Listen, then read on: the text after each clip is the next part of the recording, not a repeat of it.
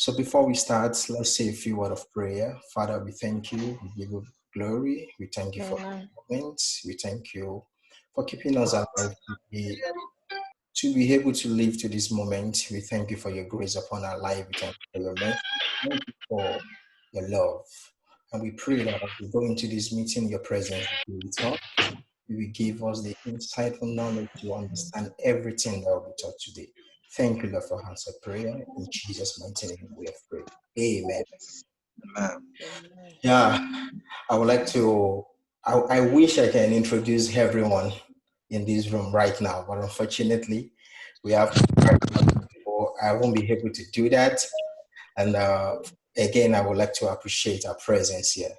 So, yeah, I'm sure there have been questions from a lot of us. We've been trying to imagine what's about to happen when you hear the word vocal and sound.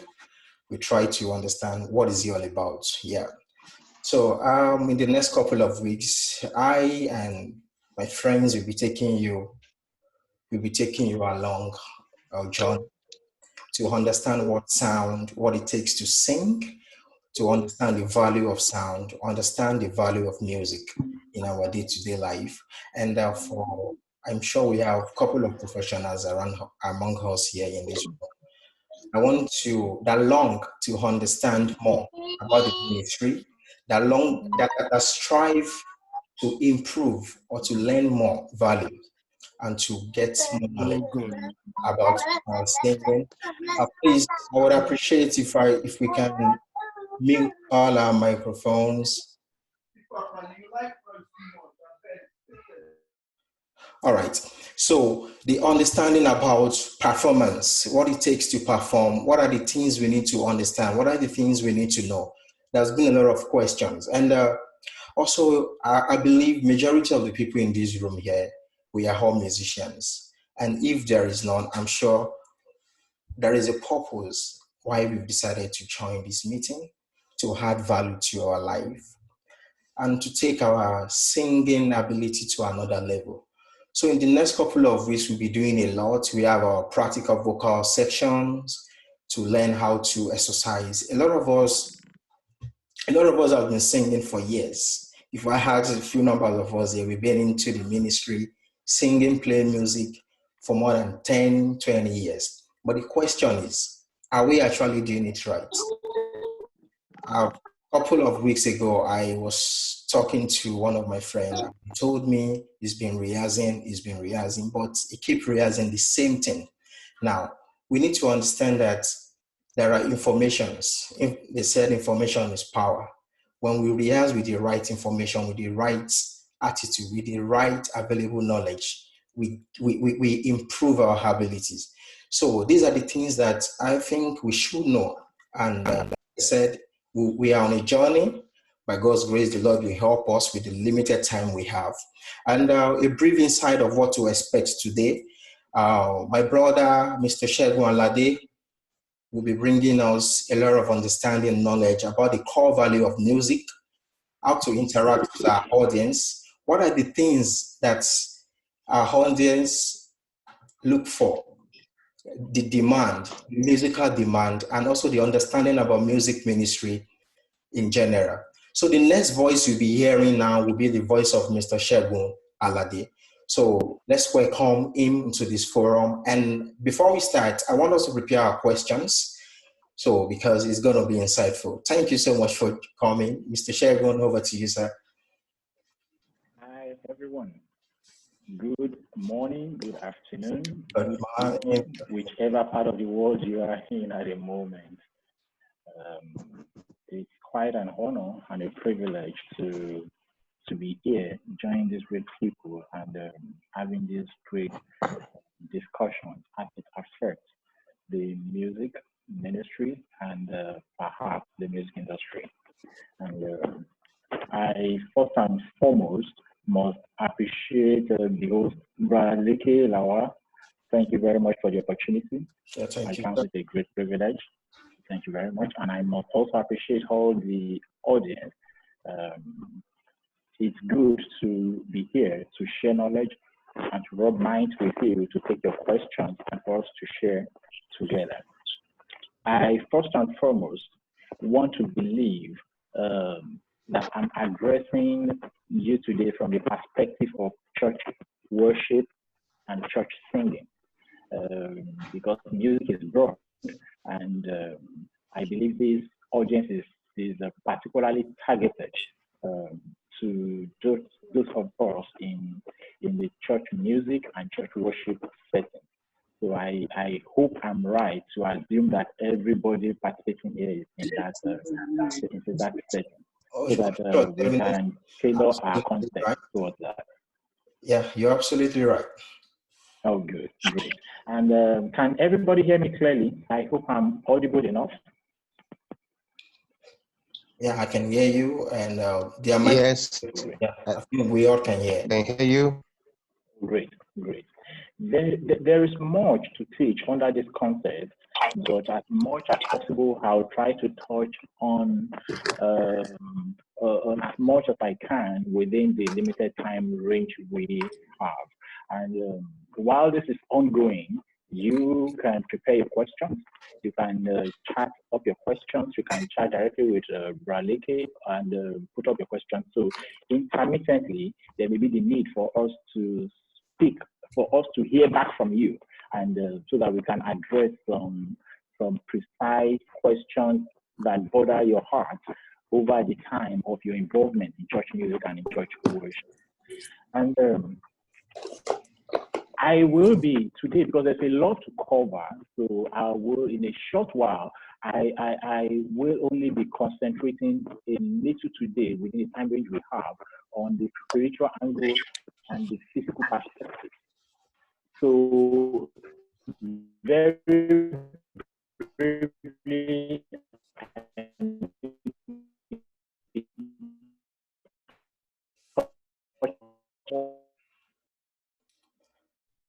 I think we lost the audio.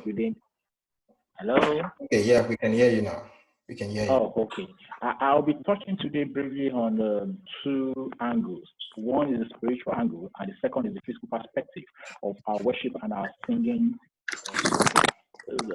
on the stage, which will all border around understanding your core audience, seeks to improve your worship leading before the stage, on the stage, and further additionals.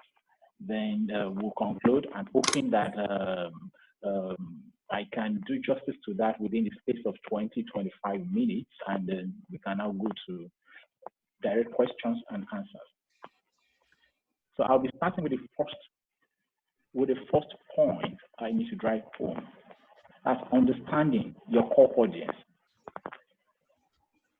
Some time ago, a younger friend in the music ministry approached me to seek my counsel while he complained painfully about the outcome of his recently organized worship meeting, which according to him, he felt was not successful based on some expected criteria. Well, I actually figured out that many singers and music ministers often drift into this credence, into this belief also, thereby missing out their first priority of ministering to their audience of one. That is the one and only true God. I will decipher on that very shortly. That is done even while being dispirited by their secondary audience non-show of physical signs of affirmation of the administration. I actually call this the error of seeking audience affirmation when ministering. Listen carefully, my brothers and sisters in the music and the worship ministry. Your primary duty on the altar of corporate worship is to effectively reach the heart of your audience of one, the one and only true God. Any other secondary duty is simply secondary. What does this mean? Does this mean that any other secondary duty you have on the stage, especially the secondary duty to your audience, does it mean that it is less important?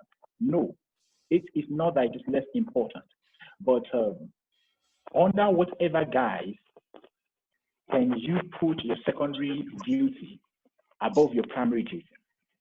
We first need to understand that what we do regarding church worship and church music and church singing is largely and absolutely about God, first and foremost. It doesn't mean that your audience doesn't matter. As a matter of fact, your audience matters so much. But if you miss focus or you lose focus of your primary audience, then it will sweep you off balance. And as a matter of fact, every other thing you build upon that will be highly faulty because you've gotten your primary duty wrong. It's just like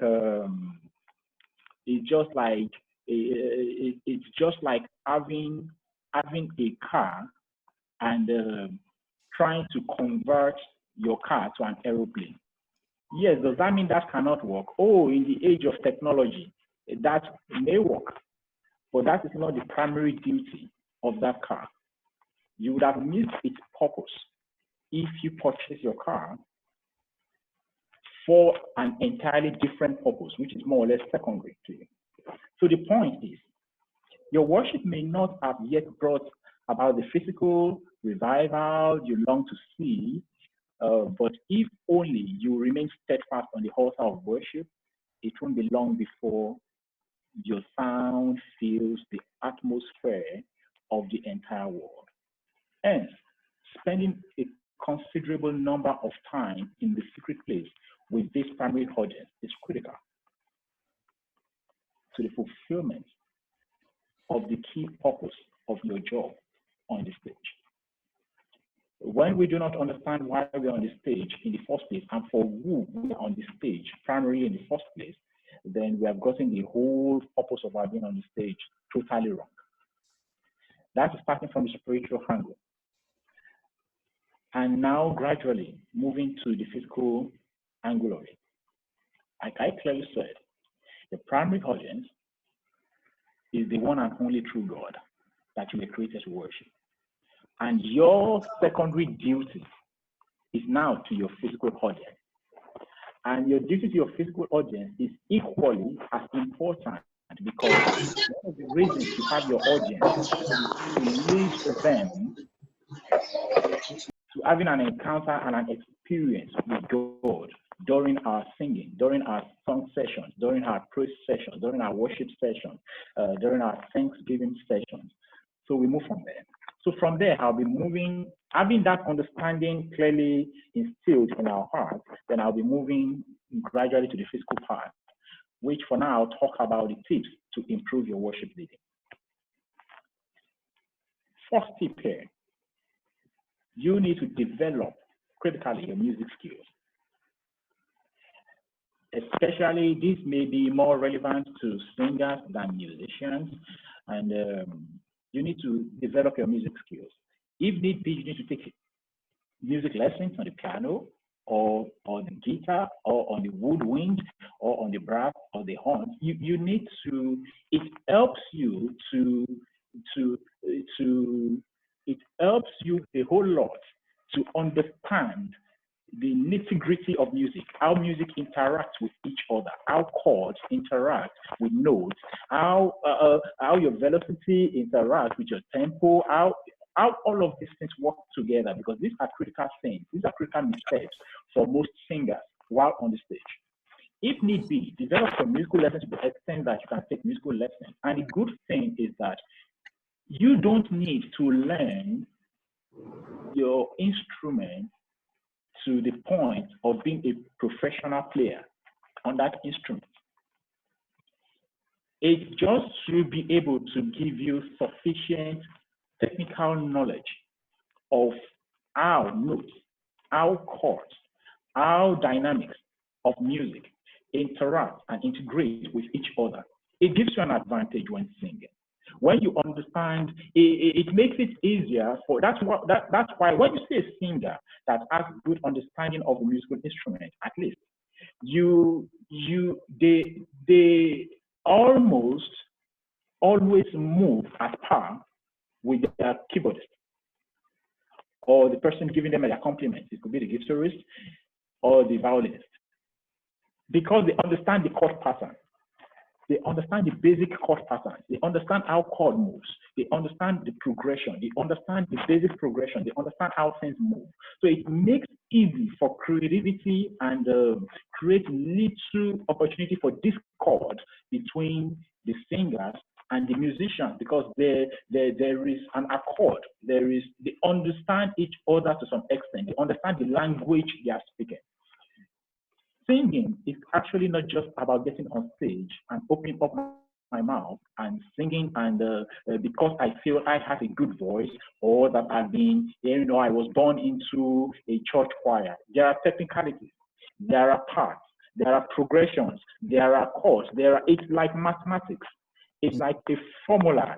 All of these things work together hand in hand, and it gives you a huge advantage when you are able to understand that language of music. It's one thing to sing, to have a good voice to sing. It's another thing to understand the language of music. Understanding the language of music helps you to put everything into perspective. You may be shocked that you don't need to, your voice doesn't need to be as fantastic as much as your understanding of the language and the technicality of music, how it's put together. You can have a very fantastic voice and not understanding how this leads to this, what leads to key change, what leads to us moving from this section to this section, from this section, what are the parameters, what are the guiding principles, what are the, you will just be like a loud shouting cymbal. It's very critical to develop your musical skills. And one of the ways, there are many ways you can develop your musical skills. One of the ways is to take a music lesson on the piano, on the guitar, on the woodwind, on anything. You don't need to be a professional, but learn to the extent that you understand the technicality, you understand the basics, you understand the integration amongst all these parameters of music. And the good thing is also that I understand that in some parts of the world,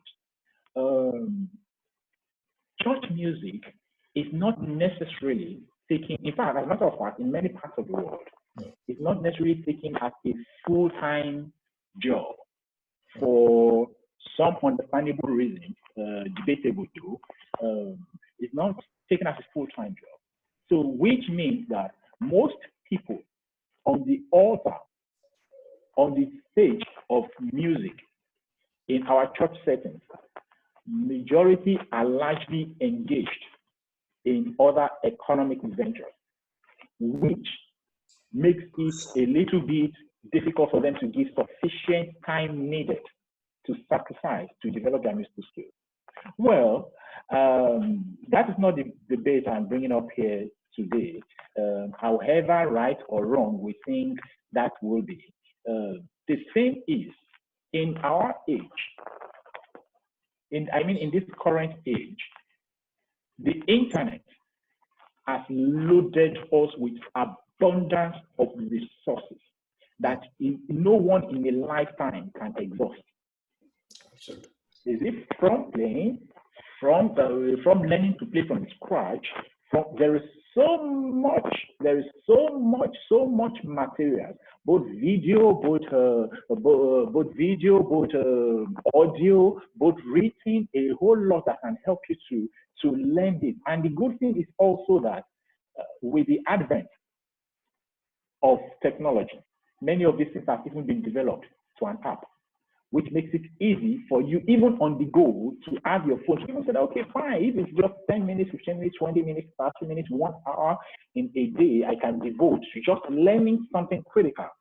In that, building my musical skills, it has a lot of critical value, not just to you, it has to your entire team, to entire team of worshipers, to entire choir, and above all, it boosts the level of your church music. Then also, learn how to play by ear.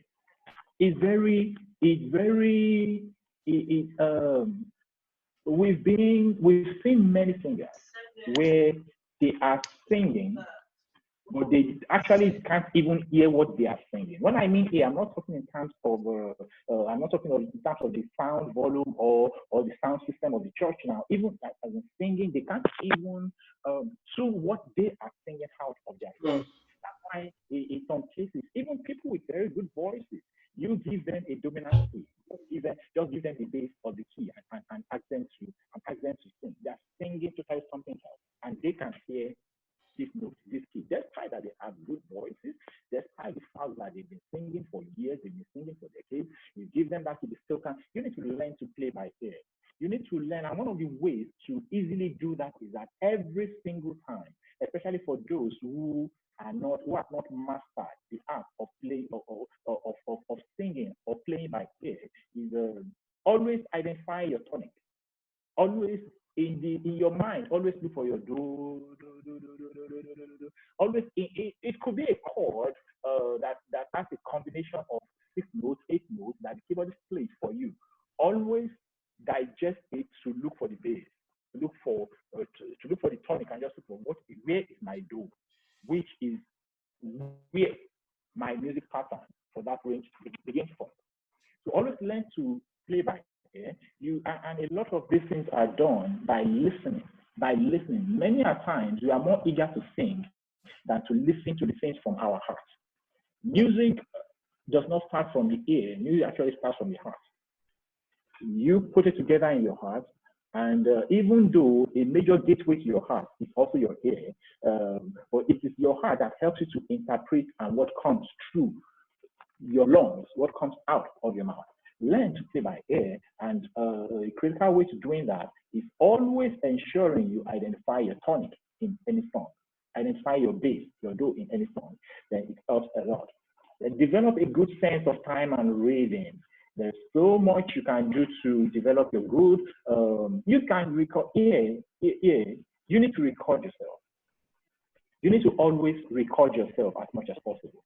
In the basic, for any singer, you need to have a basic recorder. And for those who are upward mobile, you are endowed with your laptop, you're endowed with some other gadgets. Get some small basic sound card, and with a small microphone that could be mobile or that's even readily available for you at any point in time. You need to record yourself. And if you think that some of those gadgets are a long thing for you, I may be assuming wrongly, at least for most singers, they may think that's a long thing for them to connect their sound card to their laptop and connect their mics and get the sound. It's actually simpler than you think. However, if that is deemed to be a long thing, advent of technology has solved that problem for you. Almost all phones that are in existence now have recorder. And almost everybody has got a mobile phone. Put on your recorder on your mobile phone. Yes, I understand quite well also that some of those mobile phones are not good, don't have good quality recorder in them. But however, it gives you an immediate leverage. Record yourself and play it out. Record yourself, play it back. You must, as a matter of fact, have an earphone, a good quality earphone. Record yourself. When you play it back, it may not be as clear as possible. Use your headphone, use your earpiece.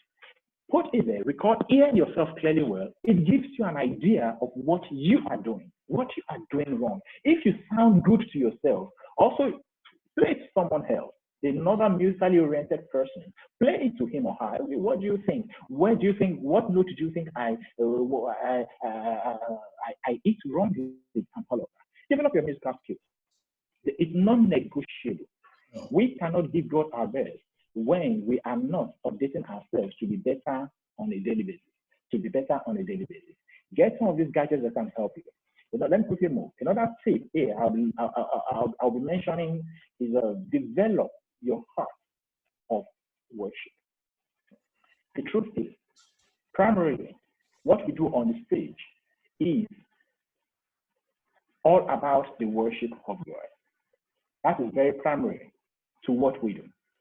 You cannot give what you don't have. Yeah, I'm not saying that people don't act worship. Oh, I've seen that. I've seen that severally. People act at ACT. People act worship, without having it. But for how long will it be before your audience discover that you are just an empty can? Worship in the private. The secret to the most effective worship leading is building a life of worship. When you have it, it comes to you effortlessly. You are on the stage, you are less distracted, you are less anxious, as a matter of fact, when you master your act, it almost absolutely knock off anxiety. Because I've been asked about the question of anxiety severally on several platforms also. People, how can a singer overcome the issue of fear and anxiety, especially at the start of you? And I make them realize that the truth of the matter is that even the best of the best most experienced singers sometimes or even often experience anxiety and a little bit of fear the moment you are climbing the stage or you're about to kick off on the stage. But mastering your heart, building that life of worship, which is typically what you actually want to come and do on the stage anyway, gives you a huge leverage because it's easy for you to, it's just like someone asking you, oh, what is your name? 99.9% of times, you don't get anxious to answer them that question because that name has become you from the day you were born. That name has been ingrained in you. You have been called to that name. You have been used to that name all your life. So it makes it easy for you to, oh, my name is Segun Alade, without any form of anxiety. Master your heart. Let your worship become you. And this is not what you do in the public. This is what you do in the private. We don't master our heart of worship actually on the stage.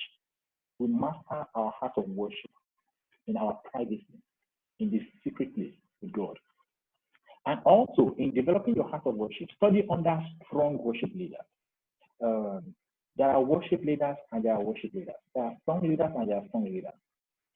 When you see a deep song leader, you will know that this one is deep. This one is singing from the depth of an understanding of music, the depth of an understanding the core of the essence of the music he is doing.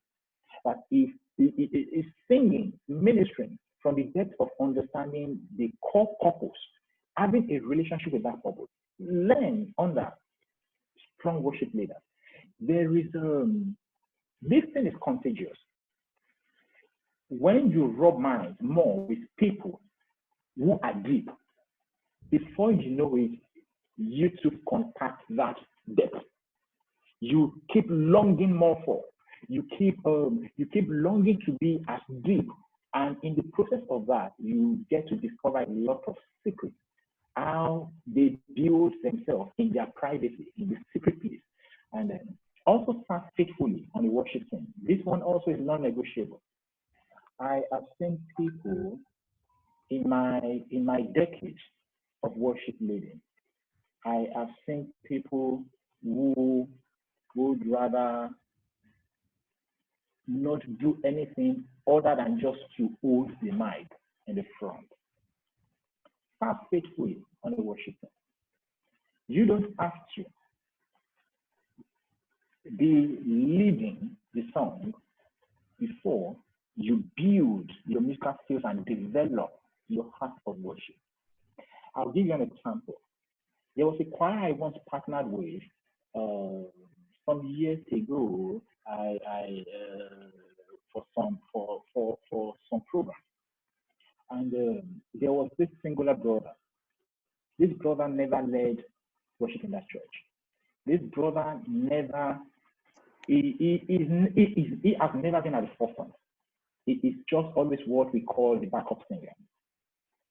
And throughout the course of my partnership with that team, up till today, it is that brother's face that comes to my mind vividly each time I think about that church.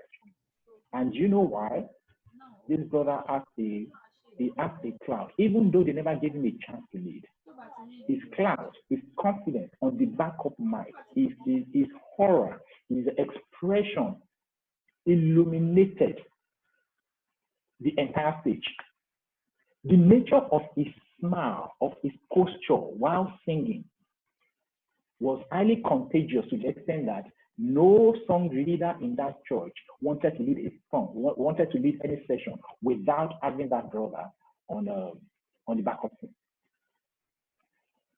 That brother is one of the most, by my judgment, was one of the most effective song leaders in that church, even though he never led the song at the forefront. Serve faithfully on a worship team, irrespective of the path you are taking. Whether the microphones in your church or on your stage are sufficient enough that they just put you together with some other people that you think that you are not noticeable, it doesn't matter. Serve faithfully in that little. While I'm ending this, I'm going to share something briefly with you on the miracle of the little. All that God requires from you is that little portion of your own effort. Give it faithfully. Serve the team faithfully. Because you are not leading, it's not the reason why you have to get to a rehearsal or a practice session late or not. I've seen a church where in fact, I've been privileged in my life to have traveled far and wide all around the world. And in the process of doing that, ministering all around the world, I've partnered with a lot of churches. I have seen churches with some song leaders in a position where, as long as they are not leading any major part at the Sunday service, they don't show up for real. And I'm not exaggerating this. Yeah, people's understanding and excuses differ, but you have got to be truthful to your heart and ask yourself, are you serving faithfully on your choir or on your worship team, irrespective of whether you are at the forefront of any of the activities or not? Serve faithfully. These are tips to you improving and becoming a great song leader, a great worship leader, a great choir member, or a great worship pastor. Watch great teams online. There's abundance of it on YouTube, on several websites, on several online platforms. Take the point of beauty. Get engrossed in them. When you are watching them, don't also just watch majorly from the point of view of the heart of worship, and at the same time watch from all technical perspectives.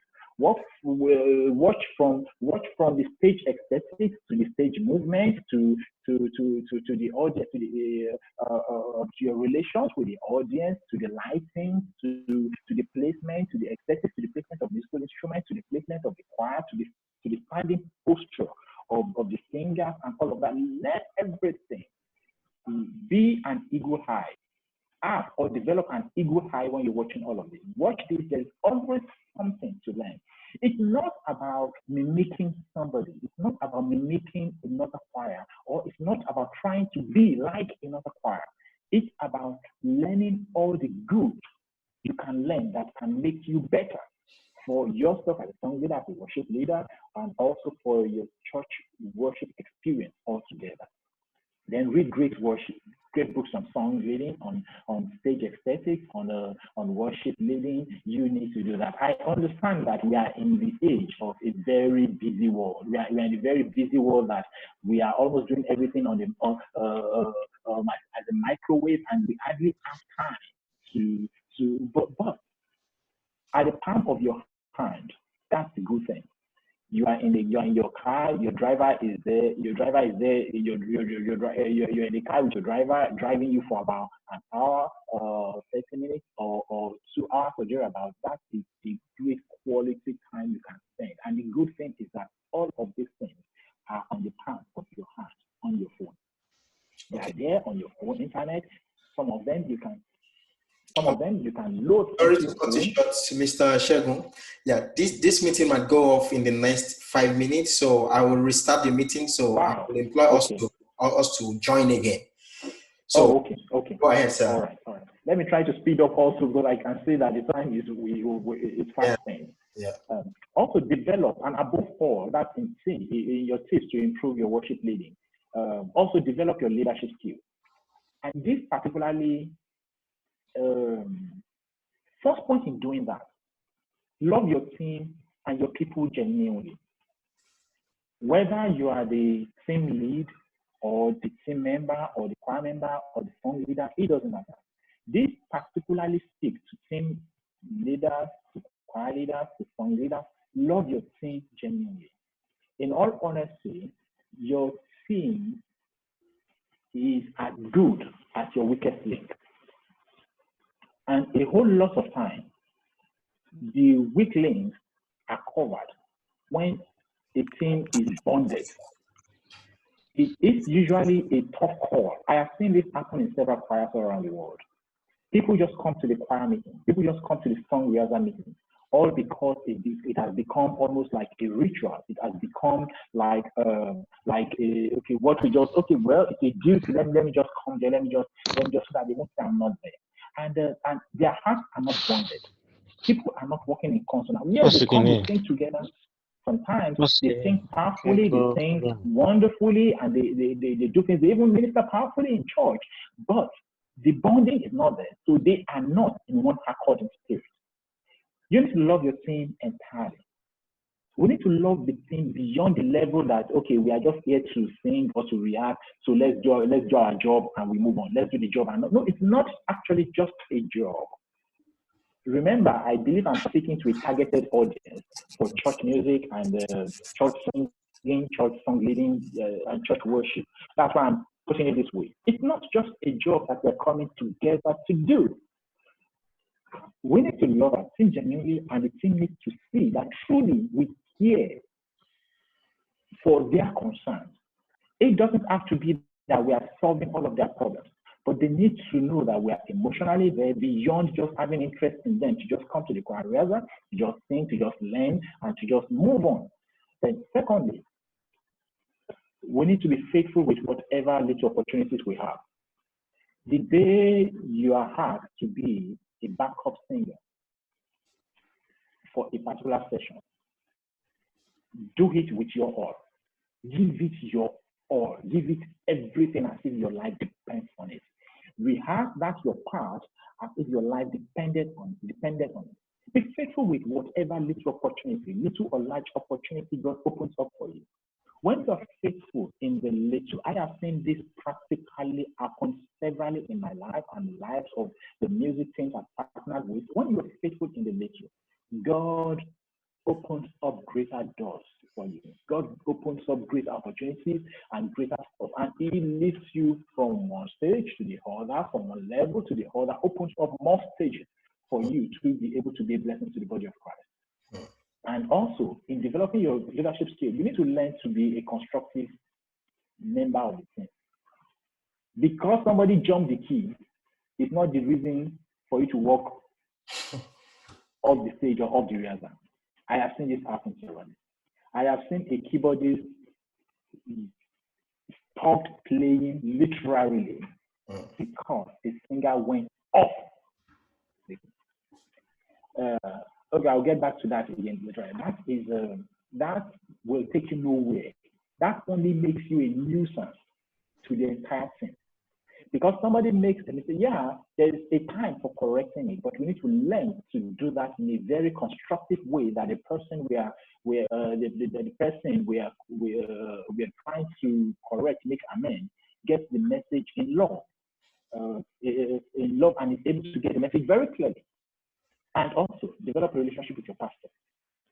It doesn't matter whether your pastor is seemingly nice to you or not. You need to develop a good relationship with your pastor. He is a shepherd over you in this regard.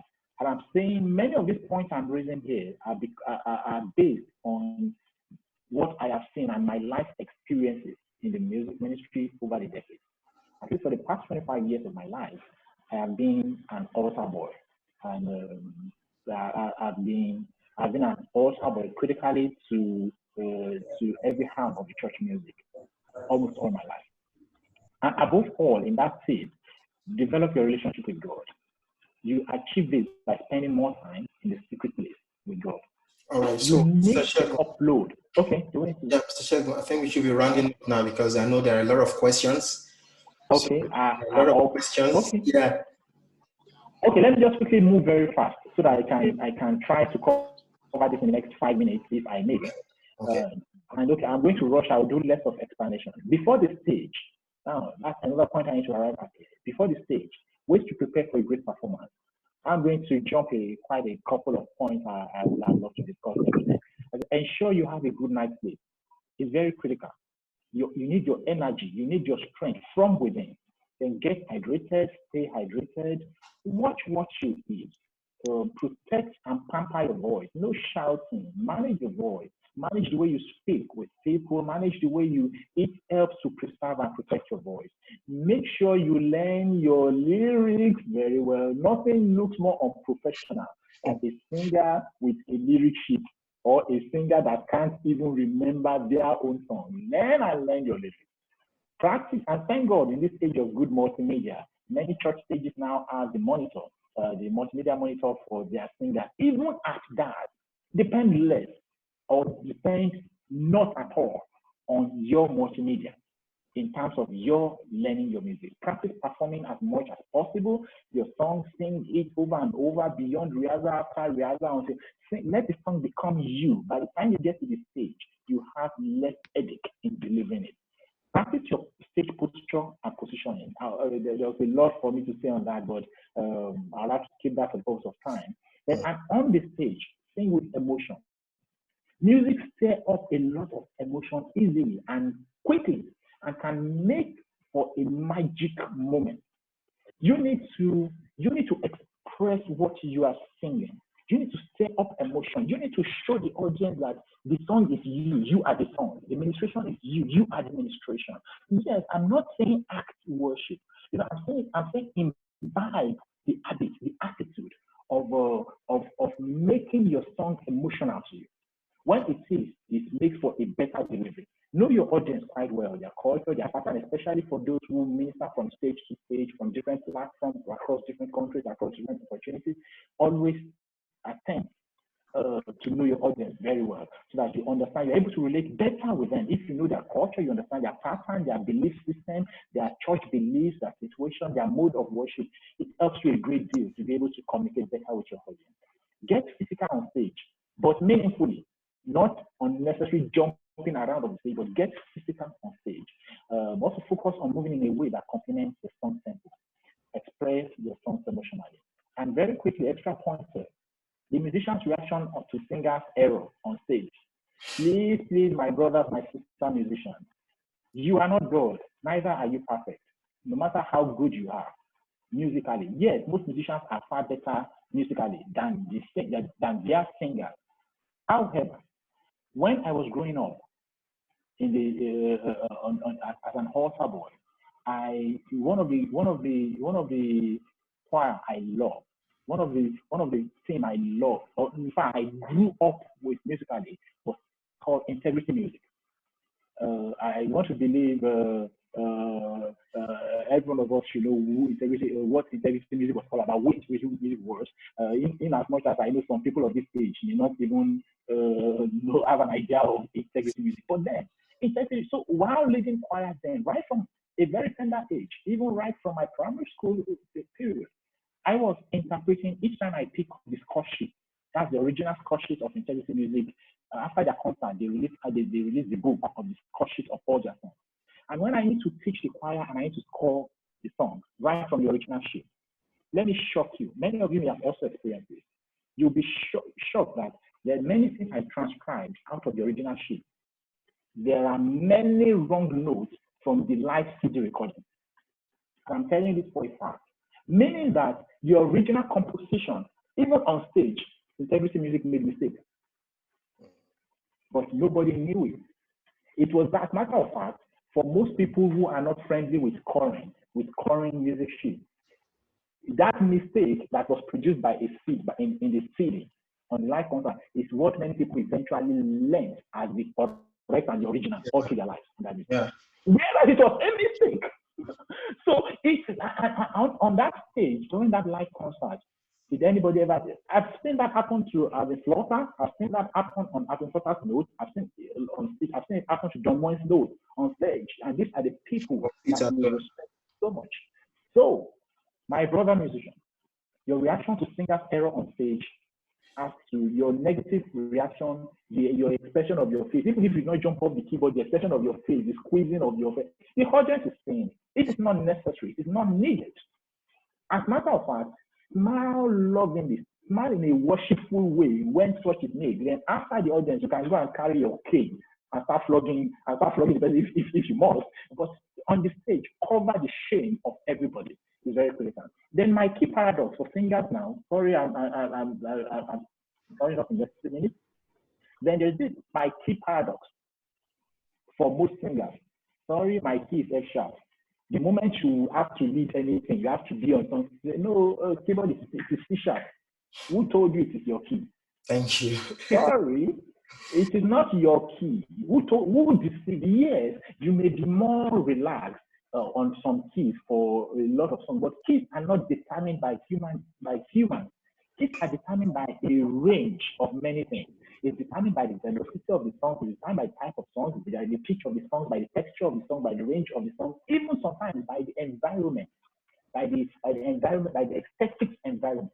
You can sing a song on a key in a particular hall, and you get to another hall. You are singing that same song on that same key, and you realize that why am I sounding this strange? So it's dependent on a whole lot of things. So take away that mentality from me that it's my key. At the moment I actually know, a lot of things go into that. The parameters, the songs itself, the range of the song, the pitch of the song, your own range and your pitch, the texture of the song, and all of that. So you don't have to tie yourself. As a matter of fact, it makes you to be on one spot unnecessarily. Then there is simplicity. There's God in simplicity. Please, people, a lot of times let's keep it simple. Let's keep it simple. It does not necessarily have to be complicated for it to be good. And if you have also followed the trend of the songs God is releasing to the heart in the last decade, you will realize that majority of these songs that touch the depth of the heart of the audience are in simplicity. So watch out for that. And build a very good and respectful relationship with your sound men. I can't emphasize this enough. They can make you or mar you while on stage, even though they are not God, I must say. But you need to build a very strong and respectful relationship with them.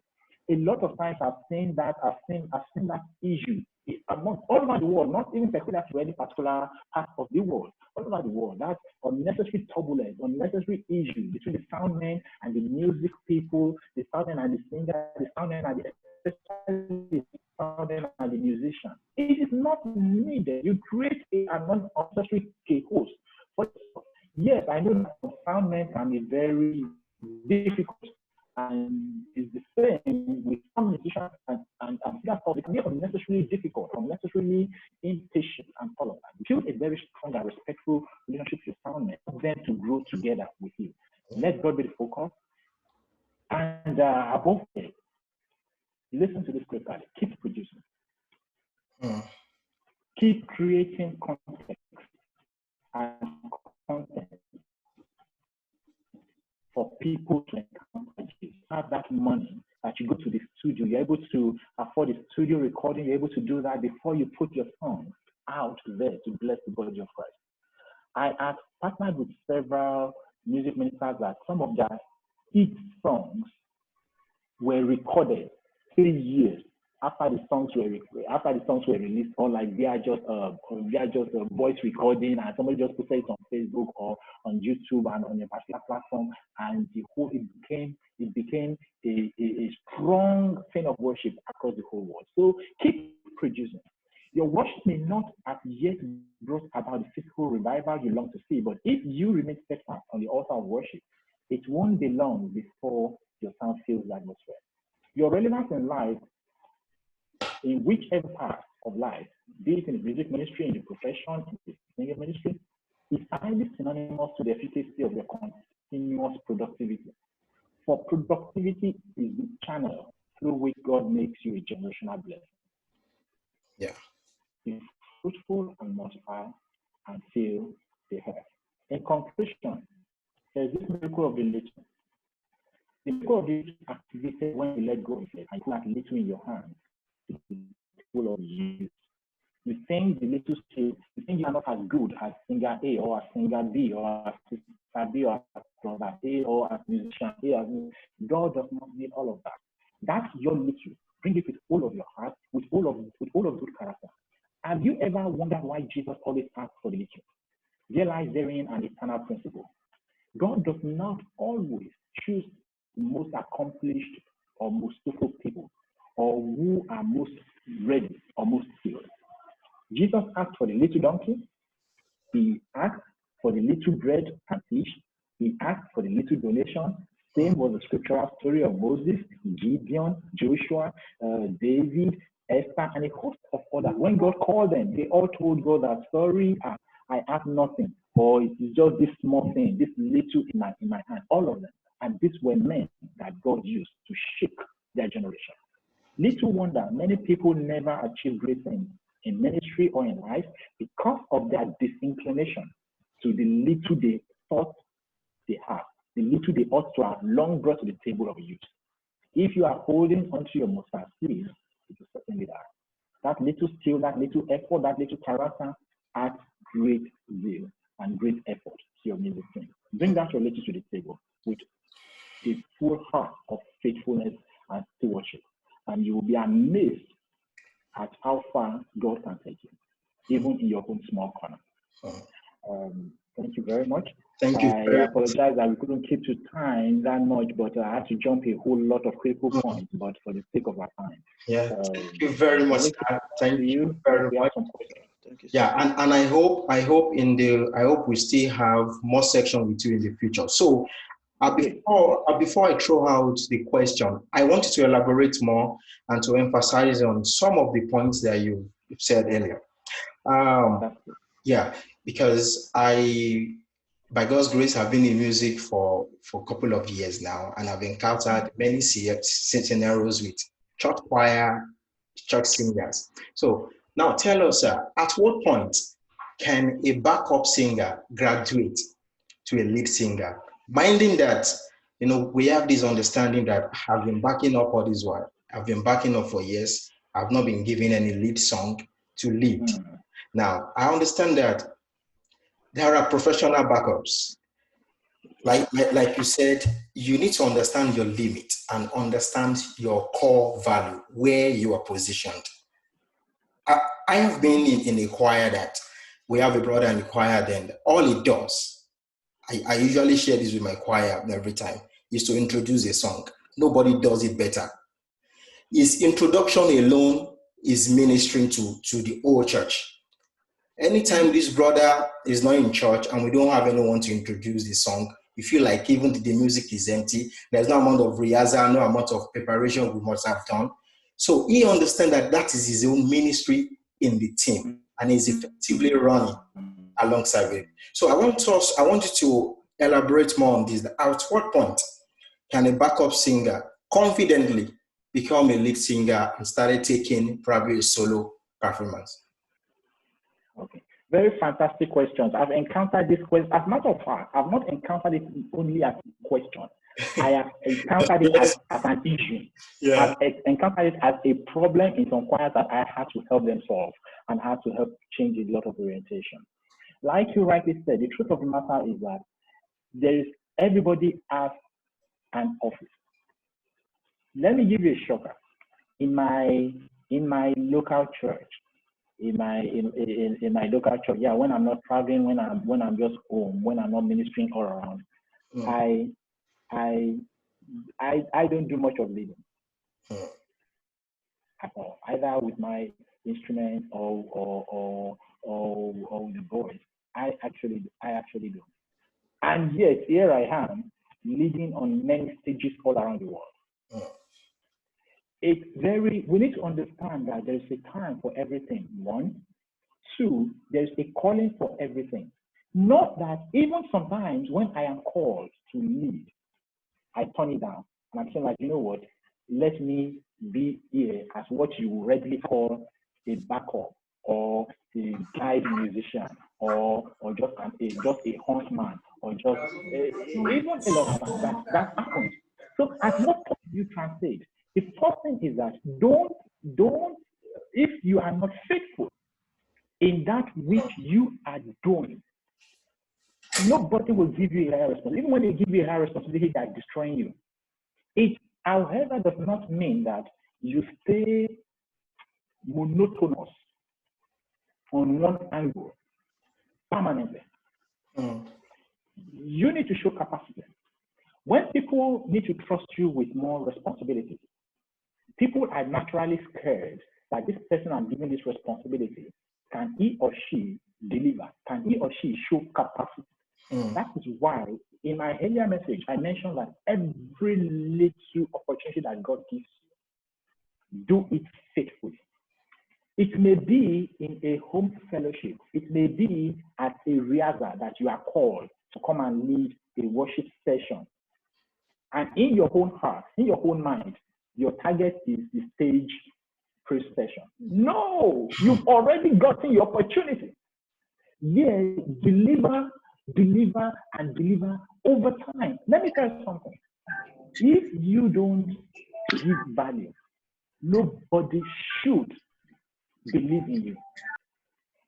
In my life, especially in my professional life, my life, I have two types of lives. I have a professional life and I have a ministry life.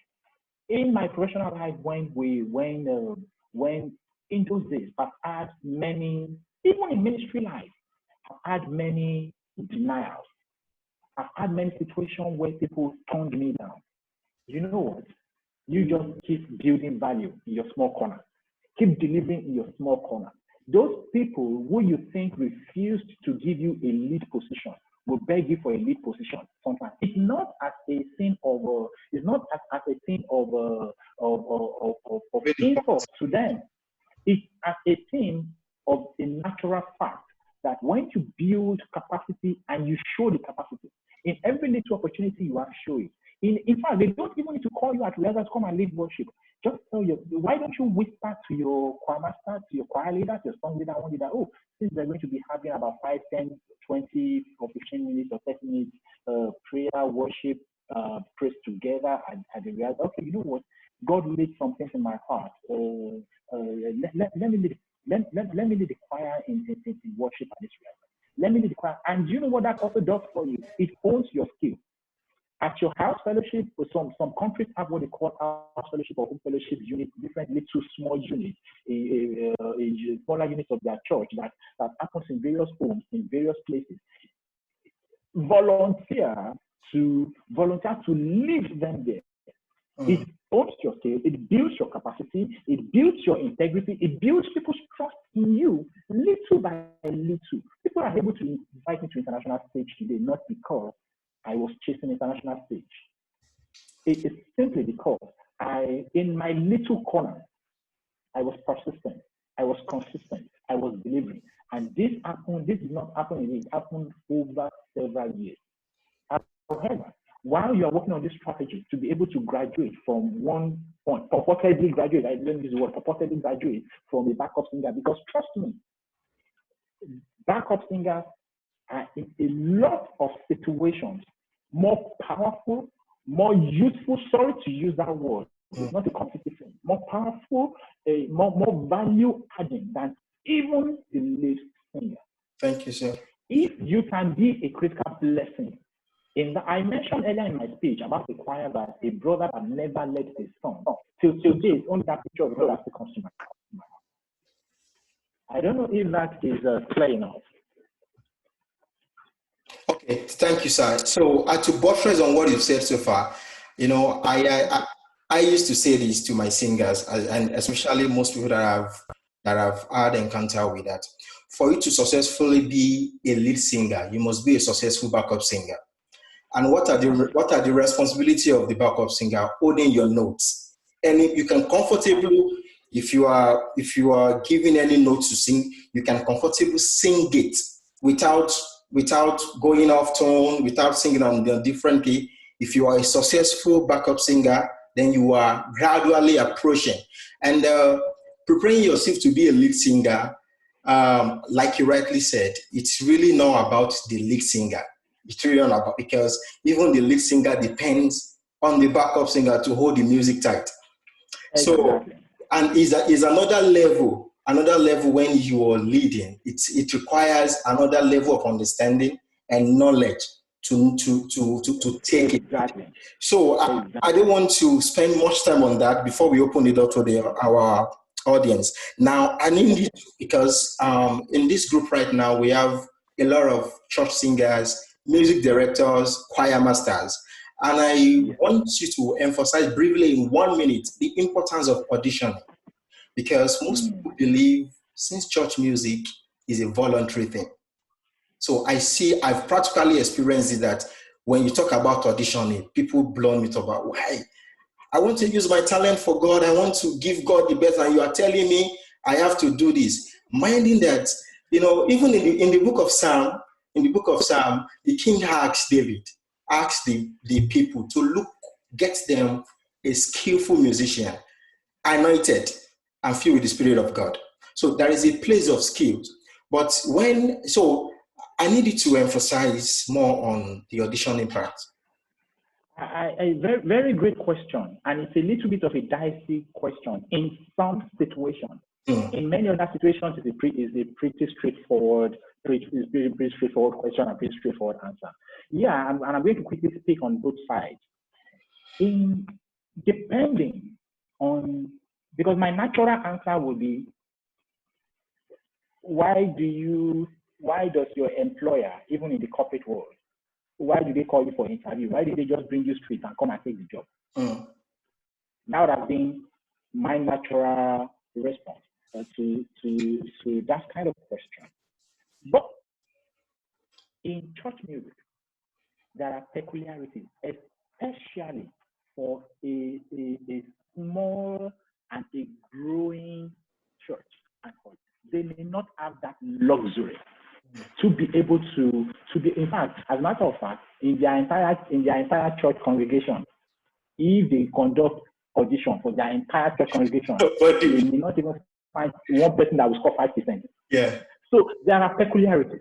Yeah. There are some church circumstances that gives you that leverage to say that, okay, you know what, based on the situation, based on the peculiarities, based on our audience, based on the availability of people, and also knowing that most of the churches that fall in that category, they cannot afford to employ full-time or professional musicians. Also, in such cases of such churches, the advice would have been that, okay, no, if you don't have any in your congregation that can fit into the system, yeah, go and employ full-time professional musicians. That's not a problem. However, majority of the churches that fall into that category cannot afford it. That I'm telling for a fact because of my consultancy for many churches over the years. So for those churches, it's understandable for them to, as much as possible, bring in people from the congregation, from the audience that they feel that they showed interest and they can groom and train and bring up to some level. But there is always a limit to that level. It gets to a point sooner or later, or sooner than later, than that. For example, I'll tell you something about my music team. My music team, my worship team, that's my independent worship team that I'm privileged or opportunity to found and to lead. When we started with, even though it's a form of audition, but we don't used to do audition because it's already I just brought a couple of people together, a couple of people who were already in the music ministry with me. Yeah, I had encounter here and there. So over time, from there, referral comes. From there, another friend of another friend comes and, I need to join this team. Okay, he's been in this choir before, he's been in this choir. Okay, with that, okay, you can still fit in for now. So we started growing together.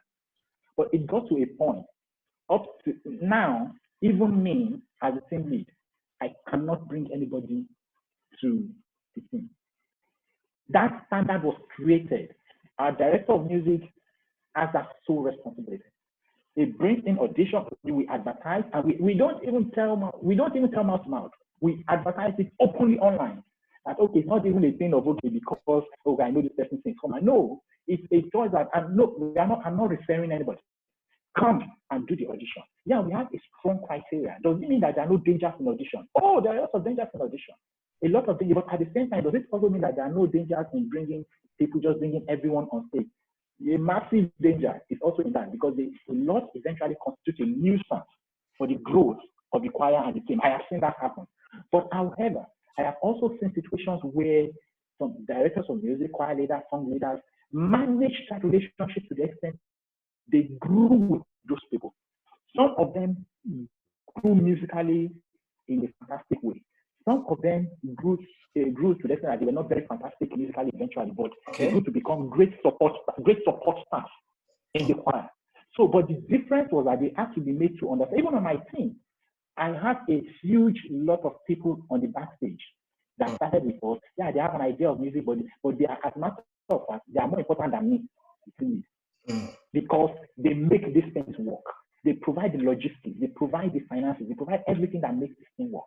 And they're part of it. So there is a way the choir can be, but to be on the stage, eventually sooner than later, strict audition has to be, it's the only way. People have to be auditioned, especially when the church has gone to a level whereby you can now readily have good people from the congregation, people can be, and also at the same time, audition does not automatically mean that the good people are brought into the choir. There are great singers, terrible characters. Sure. There are great singers, they are horrible personalities. So sorry to put it that way, that also needs to be managed. So the criteria has to be very clear. The people we are bringing, there's the musical criteria, which is the priority. There is the spiritual criteria, which is key. There is the character, personality criteria, which is equally very important. All this has to be balanced. But in terms of audition is not negotiable. But at the same time, we need to understand that there are some sections, there are some churches, there are some situations that warrant not going by the way of audition, but by the way of training. Okay. Thank you very much. Because of our time, I will quickly mention something on what you just said about it. I understand the foundation of every ministry, every worship team, on any music team is very important. Now, in a situation whereby we have a new church, and because of lack of resources, we don't have people that are volunteers coming in. Yeah. And with time, the church is growing. The volunteers are everywhere in the choir. Okay. Now, checking the balance. The volunteers are everywhere in the choir. Yeah, the volunteers are there. They are not professionals, but the church is growing. The church is growing, but the volunteers are still the one doing it, thinking, oh, I'm working for God. Trust me, they are committed. They give everything to God. They are there before the service starts. Before you call for rehearsal, they are available. Now, it's now a bit of headache and problem for them to have a balanced music team, because now the church is growing. The church has left the level of a year old, 2 years, 3 years. Now we still have this problem. So how would you address such issue? Okay, very, very quickly. That issue can be addressed in a couple of ways, because I've met churches in different scenarios, in different numbers in that regard. First and foremost, if we have a growing church that has such a situation where people want to come and join and all of that, people want to, you know what? You don't necessarily need what is called a choir. Thank you. You don't necessarily need what's called. You can just have, some people will call it praise team. Some people will call it worship team. Whatever name you want to call it. It can be, I've noticed in a church where they only had two singers, and it's a very vast range of two singers, then the keyboardist, the drummer, and a guitarist. The keyboardist is the music director and also the worship leader. So majority, the other two singers, they do backup then intermittently. The point I'm driving at here is that there is a number does not necessarily give you an advantage. It's not necessarily an advantage, even though it can be, depending on the scenario and the circumstance and the capacity of the people. You can have a five-member worship team. I have also ministered in churches, both home and abroad, where they don't even have a drummer. The keyboardist programs everything. Sure. With the sampler, his laptop, his every program, a lot of it. And yeah, in a lot of cases, it may be very difficult to, especially flexibility may be a bit tough in some cases and all of that. But as long as they first understand their audience number one, their audience of one priority, they get things right. And the church keeps moving. The church keeps, so at the point where the church begins to grow to the extent that the church can now afford to employ professional singers, then they can exploit that. They can explore that option. Or at the point where people begin to come to the church, and you can now see that, oh, there are some people who are good, but they are not great singers. But we can train them. What stops the church? It's one of the problems also of the music ministry nowadays, and I think we all here can be an advocate of this in our churches. Many churches don't send on training. They don't send their teams on training, their music teams on training. Both the professional team and the unprofessional team. All of them need constant training, constant education, constant upgrading, constant upbringing. So that's also the church needs to do, even in and now in the case where that's the first scenario. Then in the other scenario where already there's been so many volunteers inside the choir, and there is, honestly, I have been faced with that scenario severally in different choirs around the world. It can be, such people they call them Mama Sale and Baba Sale in Yoruba parlance. They are like principalities and power. Yes. They are like principalities and power. I see them all around the world. I see them in America, in Canada, in UK, in other parts of Europe, in Africa. It's many places. So in that instance, trust me, it's a huge task. One of the major reasons that makes it very difficult is that such choir, especially the ones I have seen, they are first and foremost truly not bonded, which is a major problem for most choirs.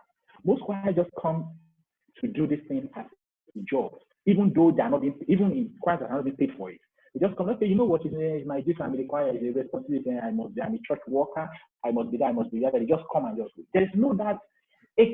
Until a choir is built to become a family, to become a team. To that extent, it doesn't mean that there won't always be black sheep. There will always be, even among Jesus' disciples, there was a black sheep. There will always be a black sheep, but until it is built to the extent that they bond so well to the extent that it's a family. Honestly, when it gets to that point, it is easier to ditch some people, if I want to put it that way. To explain to them, okay, look, the scenario we are now going through now, the choir is growing, church is growing. We cannot. I'm not suggesting that you eject those people from the choir, especially for the fact that some of those people also have also been critical to the growth of the choir in terms of logistics, welfare, and some of those other things that are unseen. So we cannot say that we ditch them, we throw them from the choir, but we need to get to a point. We did that to my team at some point. We had to make some people realize, sorry, you can no longer be on the singing team. But my team is more than what is called my worship team is more than what is called a family. It's something else, far beyond the family. So in fact, there's a way I can present it. I'll present it to the extent that those people, they are powerful people, great people. They've contributed immensely in time past, even if they've not contributed so much musically, immensely as a body. So I call them to the extent that they can say, okay, so everything we can't just turn everything to laughter, while making sure that they are still highly valuable in those underlying support system of the choir. You give them their honor, you accord them their honor, but to make it clear to them that please, in such a loving way, if you have to take them out on a dinner, on a lunch, some of those people one by one, or if you have to do that before you bring it to the open, so I say, it's fantastic. You have to do that and just convince them that no, it's nothing personal, but please, you mean so much to me and to this choir. So what we need you to do, we need you to play more of a supporting, or worst case, if we still think that, okay, it's a point of, okay, just join them with the mass choir for some major event. So whereas you have your key voices, which you concentrate on. But because if you try to ditch them immediately, I have seen it destabilize an entire choir. It doesn't mean that you still can't ditch them outside here, but you wouldn't have done justice to them, done justice to yourself. Because part of the question that is coming, I'm playing devil's advocate in this regard. Part of the question that is coming to their mind is that we were used and dumped. When they didn't have those good people who are just coming to the church yesterday and say, when they didn't have those good people, they were the one they were relying on, and the church was still being blessed. That is their thinking. That mentality. And trust me, they can understand mentality. They're rightly or wrongly, they're entitled to it. So we're not able to manage in such a way that without throwing them away, totally, we make them a support base. All right. Surrounding for the choir, one way or the other. All right. Thank you very much, sir. And in this meeting right now, we have some pastors with us, some church leaders in this meeting. Yeah. And I need you in 1 minute, sir, 1 minute to emphasize on this about probably in a church settings now. I'm throwing this question to the church music team.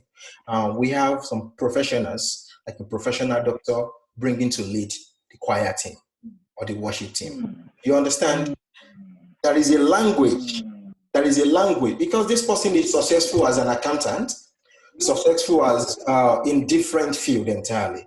And this person possessed good leadership quality, yes. So bringing such individuals to come and lead a choir team, because especially, this person is mature enough to handle capacity. This person is experienced, and of course, is a doctor or is a teacher. He or she is good at what she's doing now. And we understand that there is a language musicians and singers understand. If you cannot relate in that language, or if you are not inclined with the structure and understanding of music, you totally mess things up. So I need you to quickly elaborate on this so that we all share from this experience of yours.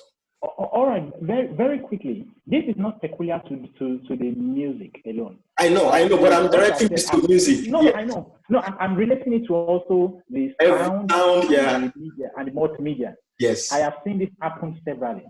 And a lot of things play out.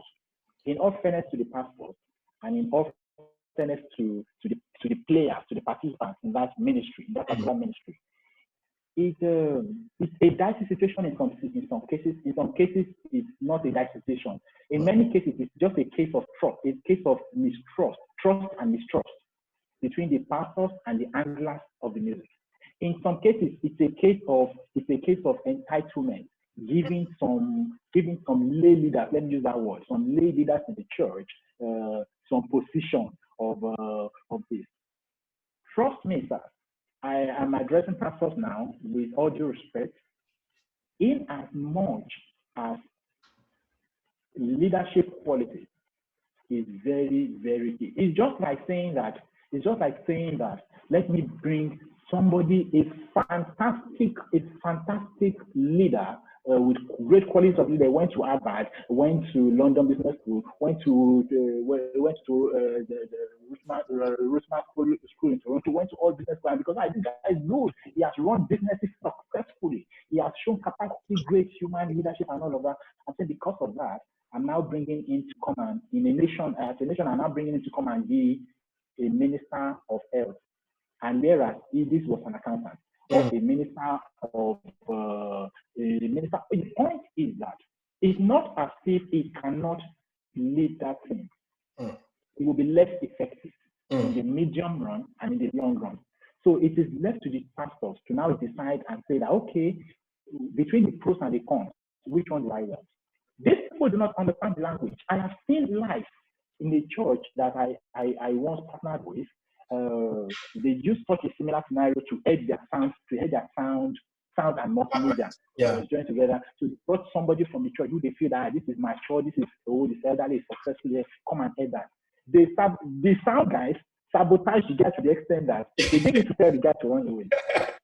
It was and one of it sometimes this sabotaging is not intentionally. Sometimes it is intentionally. Sometimes it's that when the sound guy is saying that we need to quickly change a sound card, and we need to change, or the drummer is saying that this vellum, we need to change this vellum, and the guy is like, what is vellum? It's not busted. Now what is wrong with it? Yes, this thing is new. It happens at every everywhere all around the world. So the truth is that he doesn't understand the tone from a dental girl. He doesn't even understand that even these drums even have expiry lifespan. Yeah. Even though they are not busted, but they will distort a whole lot of sound. They give the sound engineer more problems. So they don't get to understand that their own thinking is totally. So in as much as they have good leadership qualities, they lack technical understanding.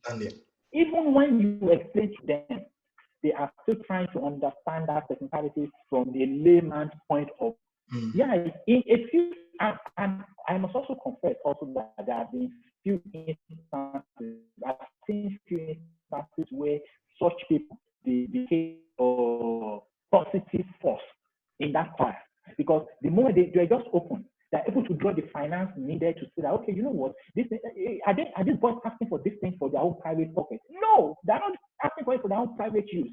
It's for the use of this, and they look at it. Some of them will even quickly go and Google, okay, what these guys are saying, okay, so that they can have better understanding of what they're saying. But by and large, it often creates a disaster.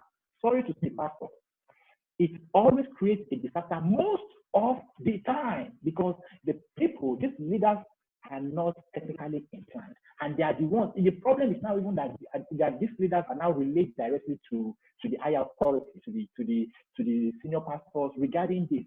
So if there's a distortion in communication, what he hears from his music team, at the time he's explaining to pastor, he cannot put it in a way that is free, because he doesn't have the depth of the understanding of that. So it is usually very, very helpful, a lot more helpful, pastors, when you put people that are technically inclined.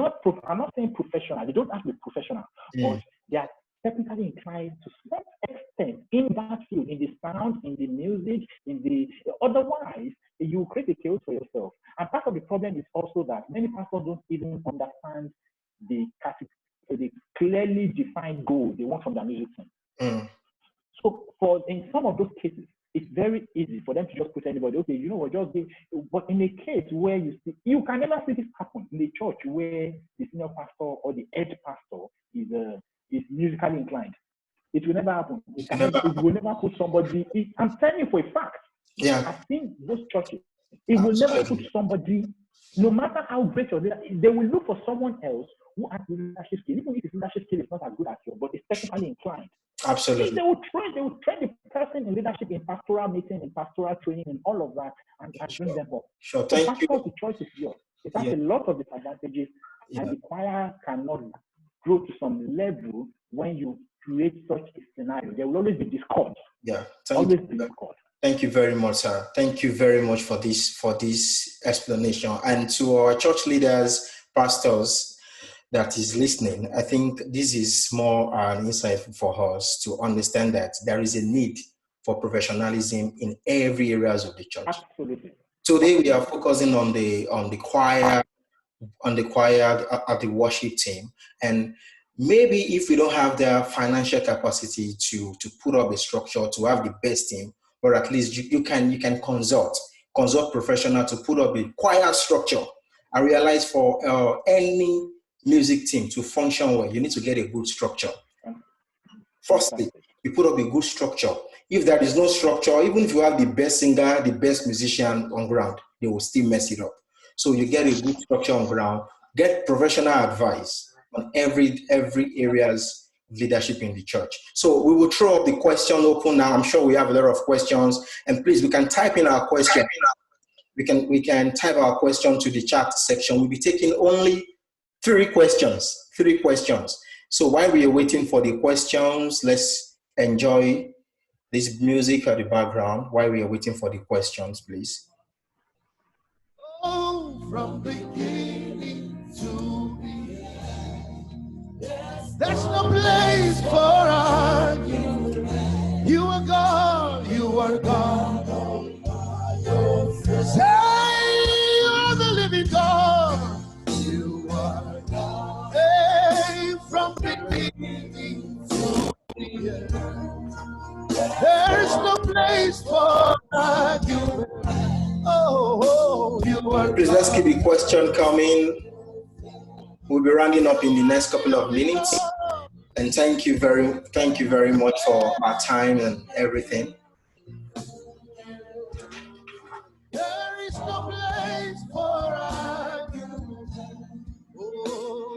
So while we're waiting for the question, sir, so I have this question to ask. While you're talking, you talk about the professionalism on stage. I've encountered this a lot among singers. Yes, nobody loves such things too, especially when you spend quality time to rehearse.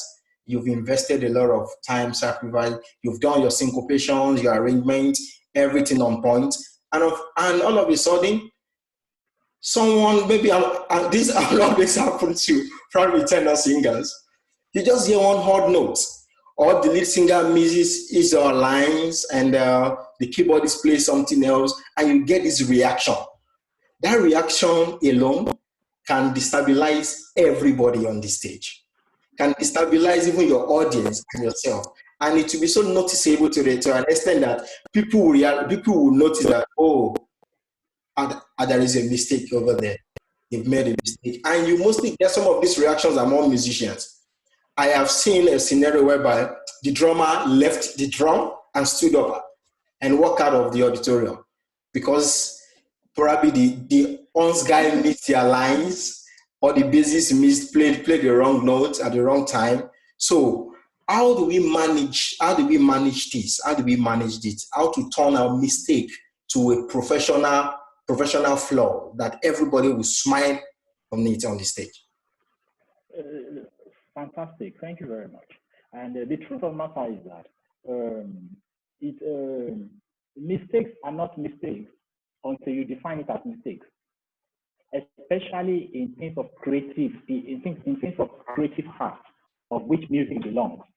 Mistakes are not mistakes until you define it as mistakes. For example, who told you that I can give you a chord, a tonic chord or do mi so, and that's a tonic chord, and somebody else will give me the chord as do re mi so. Would that be a mistake? Somebody defined that other parameter, and whereas if you play that do re mi so on another level, they will say that you made a mistake. The point I'm driving at here is that mistakes happen. That was why initially in my talk, I mentioned a clear example that I have seen severally in integrity music of their notes, but nobody knew on this. As a matter of fact, if I bring out some of those notes now and I tell you that this note in this particular song, high help is the name of the Lord, this particular note here, and it is not correct, you will argue with me, because what many people learned that song with is the original CD. It's a live CD where the mistake actually happened. So everybody took that mistake on the stage as the correct thing going forward in perpetuity. Whereas only people who use the score sheet, the original score sheet that they used in producing the song originally, there was a wrong note here with what was in the CD. So it happens even internationally among the best. I've seen it happen with Don Moen. In Don Moen's music, I've seen it happen in Alvin Slaughter. Even in Ron Kelly's score sheet, I've seen that in live recording. I've seen that happen. So the point is, on the stage, nobody saw that they made any mistake. You won't see Tom Brooks jump off his keyboard, or they won't do that. Yeah, it will come and everybody just moves through. That's one of the reasons why, until the choir or the team gets to the level where everybody is bonded in one accord, you must understand their primary purpose. My primary purpose is not a showmanship. This is not a game. If it is a game, whether I like that stone, even in gigs, in the secular music, you don't even do that, because for them, in the moment you do that, you show to your audience, who are your customers, the people who are paying for your music. You show to them that you are making a music, or then you are losing value. Sure. You won't do that. If that is the perception, that you get to understand that we are as good as the errors we show on the stage. Yes. The errors happen. And even if it is popular music, this usually happens a lot, especially in recorded music. Songs that have been produced already, that we are now presenting also. So when people so skeptical that no, it must be exactly the same. It was. Let me shock you, my dear brothers and sisters. It doesn't have to be. Especially if you understand fact that God is your first and foremost primary audience. Yes, some people will say that that song, I know that was not the way Mercy Chinwo was trying to that part, and so what? You are not Mercy Chinwo. You are not that singer. That is why, even as a matter of fact, I would even recommend that, as a matter of fact, in every song we are delivering, songs that have been recorded that we are delivering, bring a sense of creativity into it. You don't have to kill yourself for note for note. Even in the harmony, you can recreate the harmony and bring your own aesthetic to it. Yes. Even in the chordal pattern, but as much as possible, just keep within the parameters as much as possible. And so when errors happen, we should get to a level where the moment everybody's in one accord, everybody understands our primary purpose of singing. It becomes a lot easier, and everybody must be taught. As a matter of fact, it can be rehearsed. Mistakes can be rehearsed so as to help teach people how to rehearse when it happens. As your rehearser, you can make your lead singer to intentionally make some errors, and let's test how everybody will cover up everybody. Absolutely. What will be the outlook of everybody? This can be done. It must be covered. If it is not covered, then you are doing yourself a disfavor. As a matter of fact, such a keyboardist or such a drummer or such a backup singer or whoever that stopped playing and frowned or showed some of those kind of attitudes, as a matter of fact, you are less valuable on that thing. Sure. And that is the same way the audience perceives you. Yeah. Who is this one? They don't even have character. So you have shown, as a matter of fact, you have disgraced yourself, not the person that made, not the lead singer or the singer that made the mistake. You have only disgraced yourself. If everybody cannot, we have been in a situation where some singers jump key, don't beat severally during a session of music. But at that point, look, it is not my job to correct him. You cannot fix it indirectly. It is my job to cover. It's my job to cover it up intelligently that nobody sees it. I've seen a situation where the lead singer could not hit some pitch, distorted a pitch in the song.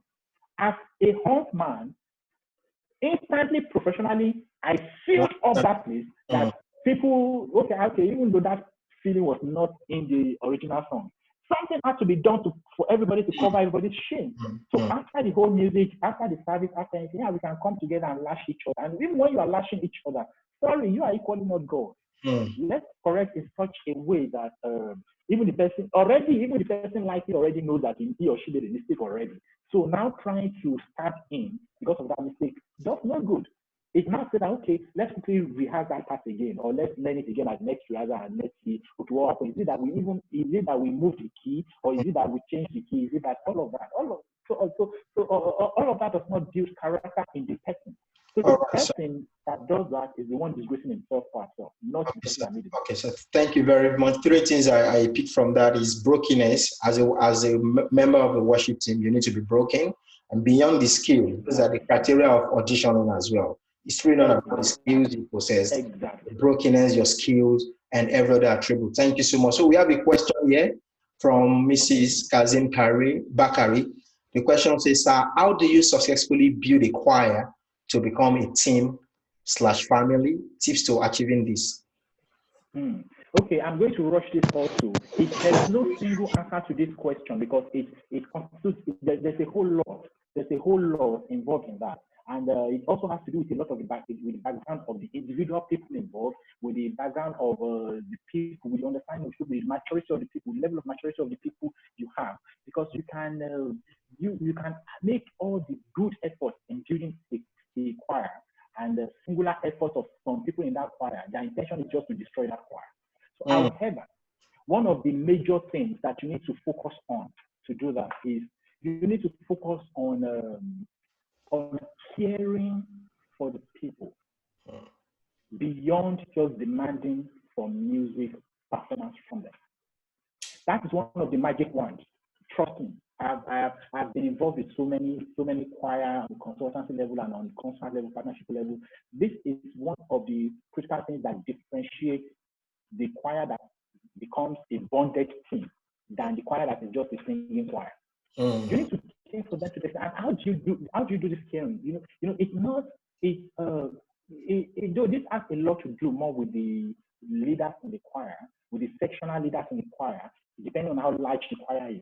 with the sectional leaders, with all of that, you need to know that you actually care for them. Trust me, I was with a choir somewhere in North America in January this year, somewhere in one of the North American countries. And this same thing played out. To the extent that when they were now trying to, they even called a dinner to create a bonding. People still rather went with their spouses and their children. It's not that that's not good, but the point is that their heart is not in that. And until the level where people know that you care for them, that people are going, trust me, people in your choir. Okay, let me ask you a question. For example, in this season of the COVID-19, especially in countries where their government cared less, in countries where the government cared less for their citizens, how many of your team did you provide for as choir leaders? How many of your team did you, even in countries that their government catered for them, even there, the choir team that bonded mostly, they still found a way to still say that we still must reach out to each other to still provide emotional need, emotional support. Until they know how much you care, they cannot do it with their heart. They cannot be there in spirit and in truth. Until they know that they are going through emotional problems, many of the choir are going through marriage problems, some are going through children problems, some are going through financial problems, some and all we just do the choir is just to get them to come. Yeah, even though that appears as our major responsibility as the choir, why the choir was formed in the first place. But they cannot grow to become a family until majority start seeing that look, and the wholeness of this is largely on the leaders and the sectional leaders from the choir, maybe past leaders, depending on how big the choir is. Sectional leaders, show love, give love, look for jobs for these people, for those that are not okay, just in professional, in the choir, professionally. Those who also have their economic activities and who are unemployed, reach out for them, get admission for them, reach out, get connections for them, get networks for them. Do something that they believe that even before they call their pastor, they want to call their choir leader. Even before they call their spouses, when they have some issues, they will be thinking of their choir leaders first. To the extent, I'm not saying that should be a right thing, but I'm saying that to the extent that they build that trust that I can trust these people with my story. Yeah. I can trust them and they will come through for me. I can trust it, I can trust it. It's easily built. You cannot build a choir, a family of a choir, if you are just largely relying on the fact that we are just coming to sing, coming to minister, coming to. No, you need to, until you care emotionally, until you care. And truth is one thing to care, and it's another thing to be, it's one thing to be a caring choir. It's another thing to be seen as a caring choir. Those two cannot be separated. Thank you very much. I think the choir that the leaders is truly caring, but the members didn't see it that way. Yeah. So there has to be that love and care, and it has to be seen that way also by majority of the people. Then before you know it, everybody begins to open up to each other, everybody begins to bond with each other, everybody begins to team up with each other. Before you know it, people begin to invite themselves into their homes for rehearsal. Okay, let's have rehearsal in this person's house today, even if the equipment are not fully there, just to create that bond, to create that love. Then you'll be shocked at the result your choir can achieve. Yeah. Amazingly. I've seen that. Thank you very much, sir. Thank you very much, sir. And in addition to that question, since it's about love and bond, the word says you can love who you don't know. So there is a need for you to know them. Beyond the music that brought everybody together, you need to know their needs. You need to know their personal life. So as a matter of fact, I say this every time, that we spend only 4 or 5 hours in church to do music. The rest of our lives, we live it outside the church. So what happens outside? If there is a bond on the outside, when we come together, there will be continuity. So there is a need to know everybody. It's not about finances, or you are trying to know their personal thing. No, you need to know. You need to know when. You need to know how everybody reacts. You need to know what they love to do. So when you communicate, you will know if your communication is well accepted. You will know what is going on. Because if you don't know, there'll be a problem. So we will take 2 more questions, and we'll be ending this section after this second question. I'll be releasing Sister Chinyere after this question to give a question audibly. And the second question would be, someone asked here that who can manage the steering successfully come to sing this out. Okay, I'm trying to. Okay, someone said, are you allowed to correct a professional if eventually going wrong in administration? Are you allowed? Yes. Okay, are you allowed to correct a professional going wrong in administration? Yeah. Okay. Let me try to put the question in perspective. I want to believe that this question is asked as a choir member who has a professional choir leader or choir director. I want to believe that. Am I correct? Yes. Baleki, am I correct? Okay. Yeah, who has a professional choir leader or director? And now see that he is going wrong. He's going wrong. That how do you correct, or is it that can you correct, or are you allowed? Are you allowed to correct? Are you allowed to? The truth of the matter is correction is for everybody in life. But I must put it this way. If I am assuming that the person asking that question is in the corporate world, the same thing is applicable in the corporate world. Are you allowed to correct your boss? The answer is obviously yes. The issue will be how you correct your boss. First, understanding your boss. There are some bosses that don't mind to be corrected in the open. They don't mind to be corrected in the front of everybody. But there are many bosses, many leaders that mind. It is not a sin for them to mind to be corrected in the public. Don't get that wrong. It is also not a sin for them to not mind to be corrected in the public. So the point is that you need to also understand that just like it is in your secular work, there are some bosses that are friendly enough. In fact, they will turn it to a joke when you correct them and they have picked the lesson. Oh, that's picked the lesson. And there are some that they will take it personal. Understanding your boss is very critical to your progress in life, even beyond the choir. When you understand that, okay, this guy, okay, and if you need to correct us, and even if you understand him, it does you no harm to get to lovingly, intelligently choose to correct him outside of the choir area. Thank you very much. Or if you are correcting him inside the choir area or the choir meeting, I'll find a way to come. You can send a written note. You can ask, and the way you also present your correction, it has to be in love. Don't, especially if you already know the temperament of your leader. It has to be in love that you go straight to the point without criticizing anything, without criticizing anyone. And this is not even only from the choir from the member to the leader alone, even from the leader to the member. We can correct without killing anyone, without criticizing anyone. My director of music, of my worship center music, of the worship, he can shout at you at Riaza. But if he shouts at everybody at Riaza, do you know what? Most of the time, you know what people do? They burst into laughter. The people start laughing, and this guy shouts at them, and the people just burst laughing because they understand him that this guy means no harm. The moment the person laughs and that's empty, the person is correcting a big lesson, and everybody laugh about it because they understand that even though that is his pattern of showing but there is, in fact, you will laugh about it, it will burst into laughter. So everybody, you understand who the leader is, so you'll be able to know how to be able to correct if you fully understand, and that's very key. But by and large, I would recommend that as much as possible, try to correct in the secret. All right, thank you very much, sir. Or after the rehearsal, do that. Yeah, thank you very much. The last question, I will open this for Sister Chinyere Blessing to ask a question audibly. So you are on, sis. Hi, everyone. Sorry I'm late. I think I was going to say something when you were answering the first question about making a mistake on stage.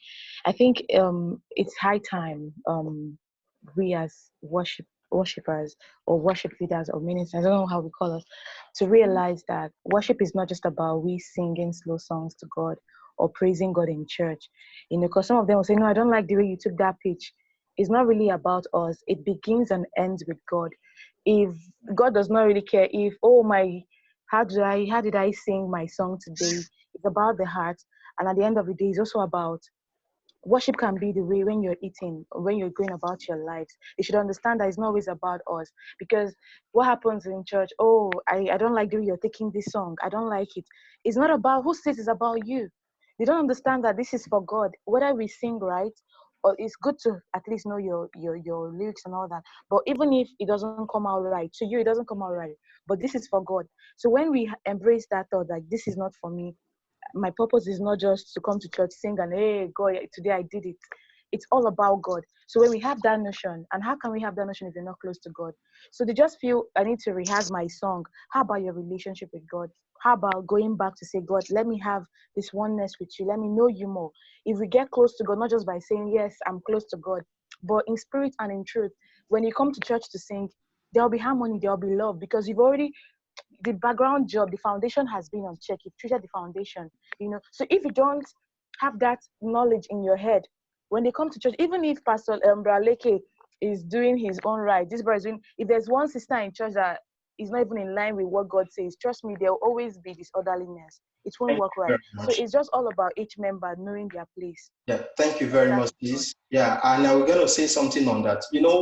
Most times as worship leaders, we are so much engrossed with our audience that probably you expect a certain level of reaction when you lead, and you're not getting it from the audience. You think, oh, this worship is not acceptable. No.